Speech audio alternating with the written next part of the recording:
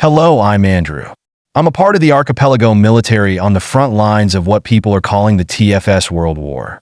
Our forces are holding the front lines, but are struggling. So how do we get here into this state? Why is our neighbor the main island invading us?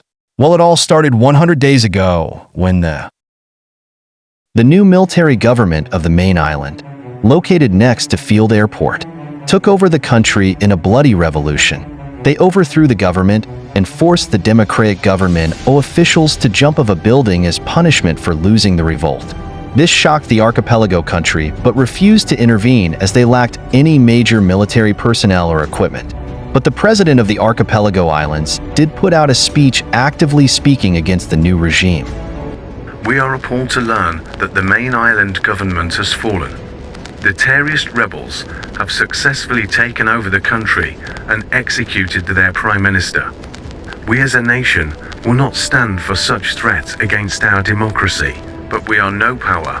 We have no military to fight with, and we are now at the mercy of what their unpredictable government will do. From this day, everyone between 18 and 21 will partake in 18 months of mandatory service, and we shall increase our defense budget. We will open our borders and allow anyone in who comes from this soon-to-be ruined country. Have a great day. Thank you. After this speech, nothing really happened till 50 days before the war. 50 days before the war, and tensions only grew. The main island government at first didn't do much, but then started to mess with the territorial waters. They probably did this to curb the amount of immigrants leaving the country to the archipelago for safety. This was the old border, and it hasn't been changed in 60 years.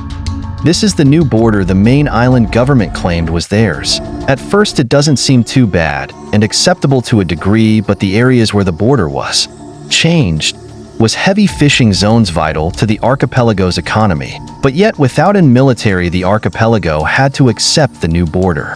This slowly over the next month drained the GDP growth rate to the lowest since the 2008 crash, barely above a recession. The economy was already in decline because of the revolution, which caused trade issues and the sending of humanitarian aid. This put extreme pressure on the archipelago government to do something about. So the president, with permission from the main island government, planned out a day where he would fly there and discuss reverting the new border. If successful, the economy would hopefully recover and they can allocate more money to defense.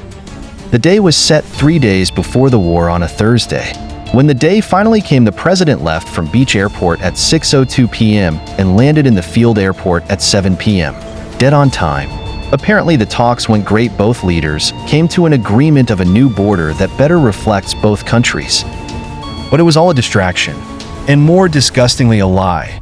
Cause at 10:01 p.m. after taking off Field Airport, this happened. I can't wait to go home. My wife is cooking a Sunday roast. A Sunday roast? Bro, it's Thursday. Doesn't matter. We're being attacked. Activating the flares. First one down, is that all? They've sent another one. Quick, turn. For God's sake, I knew this was all a trap. They keep firing. Launch more flares. On it, mate, don't worry. Yes. Another one down. Crap, they keep launching more. How the we're gonna get out of this one? I don't know, mate, but we need the president. Where did that one come from? They're firing from We've been hit. Our wing been hit.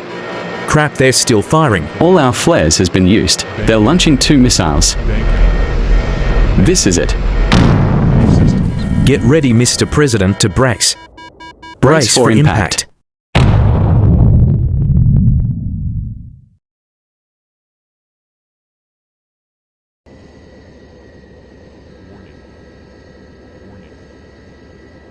Flight 448, it seems that I can't find you on the radar. Can you confirm your altitude, position, and heading over? Flight 448, can you confirm your whereabouts? Hey, can you come here for me real quick? Yeah, mate. What's the issue? I having issues establishing communication with the president's aircraft. 1 minute he was on my radar, then the next gone. I tried contacting him, but it's just nothing. Right. We need to contact the vice president, and more importantly, the military. I've got a very bad feeling about this. Yeah, same. Give it a few more minutes and we'll see. We all know the president didn't come home the next day. 2 days before the war, at 11 a.m., the news came out to the public about the crash. All 3 people, including the president, was confirmed dead by the main island police service. Now people was left wondering what happened. The main island claimed it was a structural failure and had nothing to do with the crash. The vice president quickly announced his new role as the president in his speech, only to be booed off stage with people chanting war. I am here to announce that I shall continue the presidential war. We want war. Bill. We want war. We want war. The now president tried to reason with these angry people. But shouting soon turned into protests. Everyone knew the main island government had something to do with the crash. The final straw happened when MC-400 carrying bombs without permission left from the Cliffs military airport and successfully bombed the factory airport, killing 3 people and injuring 13. As soon as the main island government took notice of this massacre, all communications between the islands stopped, and in an announcement said this is a clear escalation and a direct act of war. You've got 24 hours. The warning was probably a bad idea to announce, as this gave time to set up border protection on the archipelago coast. But they knew without sufficient military strength, they were no match. The next morning came and the war had begun.